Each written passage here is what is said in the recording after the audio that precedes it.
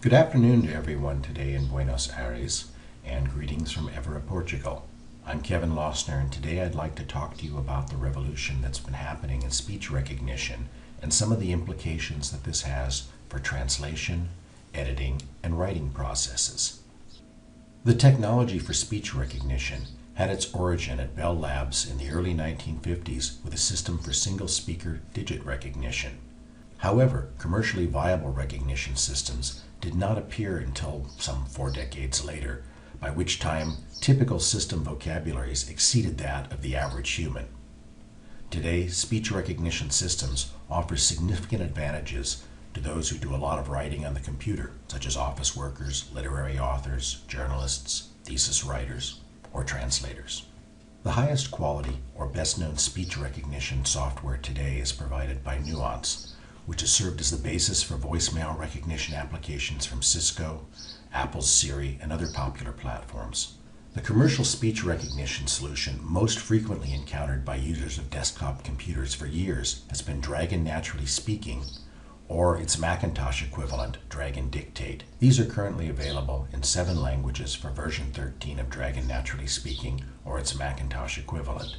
However, currently, most of the investment, research, and development for speech recognition is not happening for desktop computers. It's happening on mobile platforms. Nuance currently provides high-quality speech recognition for about 40 languages on mobile platforms. The APIs for these are available to mobile app and web developers, sometimes at no cost. And I find it promising that the mobile applications can free you from being tied to the desk with a computer application.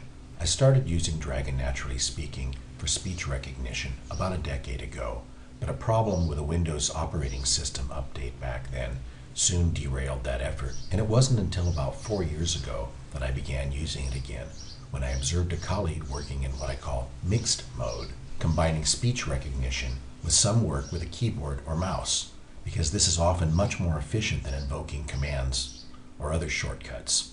I was really shocked to discover that she could translate and edit about 10,000 words of high-quality English legal text before I was even finished banging away at my keyboard doing 3,000 words of my text.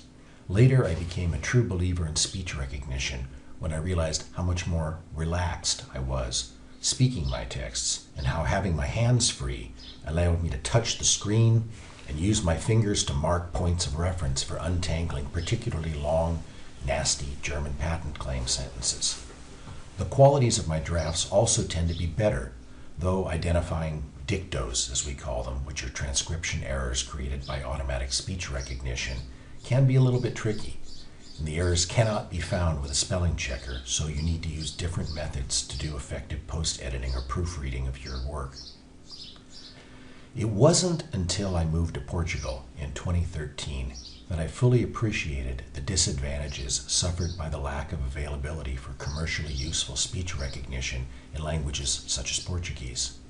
I spent about 2 years looking for options to share with colleagues in my new country, but it wasn't until Professor David Hardesty at Universidade Nova in Lisbon tested speech recognition in the Macintosh Yosemite operating system with some students that I became aware of a possibly useful solution. The first public demonstration of the new useful possibilities for speech recognition in Portuguese and many other languages was at the university event SDL Day last January. Demonstrations were given by Professor Hardesty and 2 students in the master's program, Isabel Rocha and Joana Bernardo.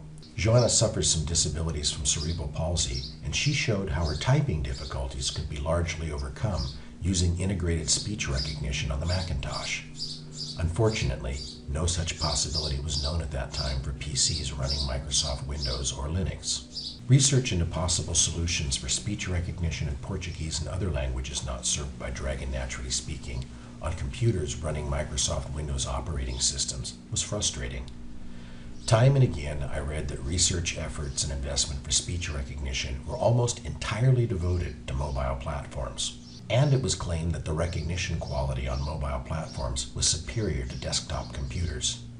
This infuriated me, until one day I decided to see what was available and just how good it was. I had recently bought an iPhone 4S after my third Android smartphone gave up the ghost, and so I had a look in the Apple Store and I found Nuance's free Dragon Dictation app, as well as a Dragon Remote Microphone app.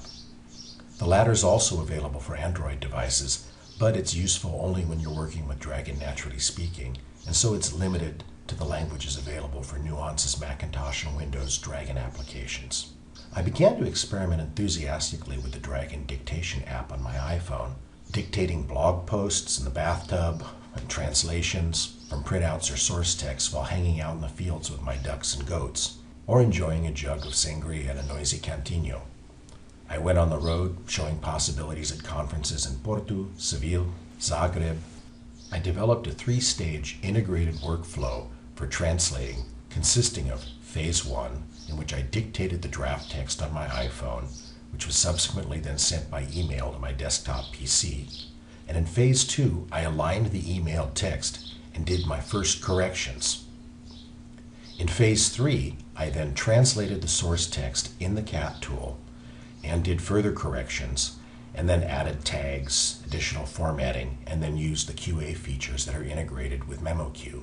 And if I needed access to reference material, I simply did this process sitting at my desktop where I could have the source text already loaded in the cat tool and then make use of things like translation memory hits, terminology hints, and other references.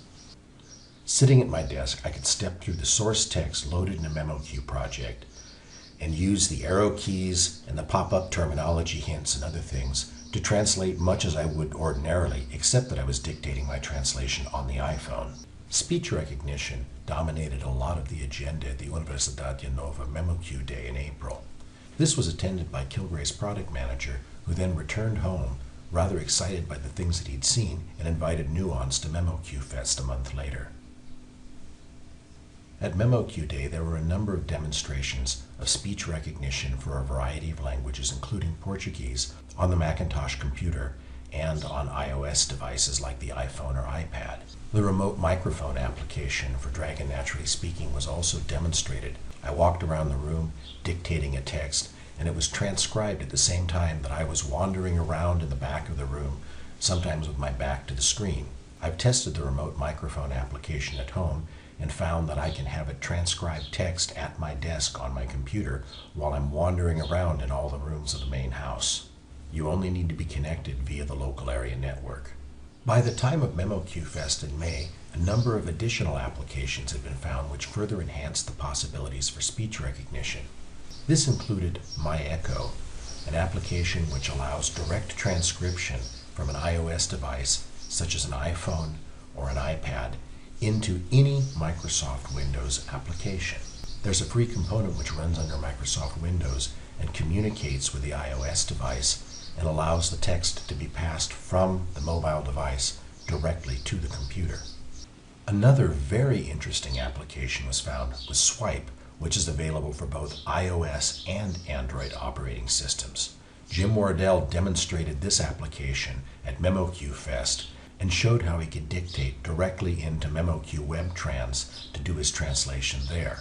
Swipe offers both very convenient switching of international keyboards as well as speech recognition, and it has a lot of useful applications for people who work in multiple languages. But at the time, we couldn't see a convenient way to take the Swipe text and write it directly into fields in a Windows application like you could do with MyEcho.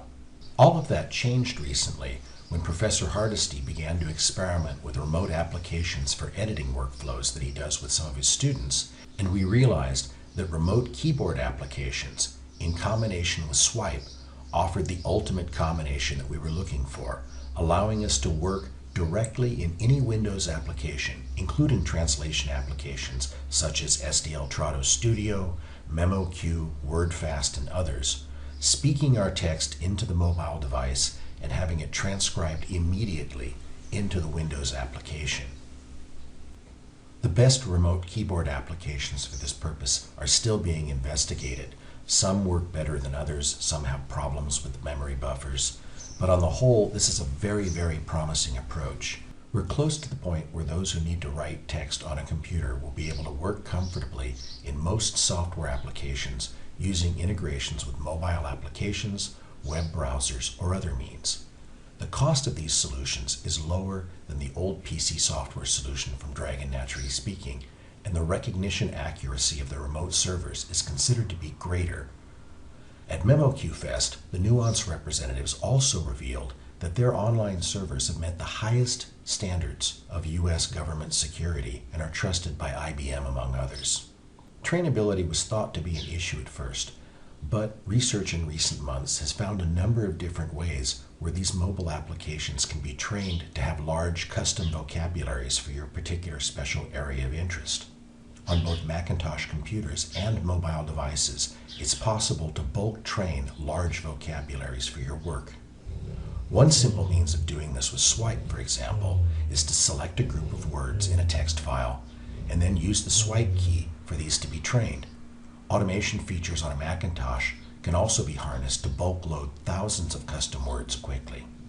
The health advantages of getting one's hands off the keyboard and mouse for most of your work are pretty clear. The spread of speech recognition to schools, companies, and home offices can reduce the appalling rates of stress injuries which have resulted from the ubiquitous use of computers, while at the same time allowing output volumes to be maintained or possibly even increased, and better texts to be written with more focused, relaxed work. As one colleague said, it's harder to speak a stupid sounding sentence than to type one.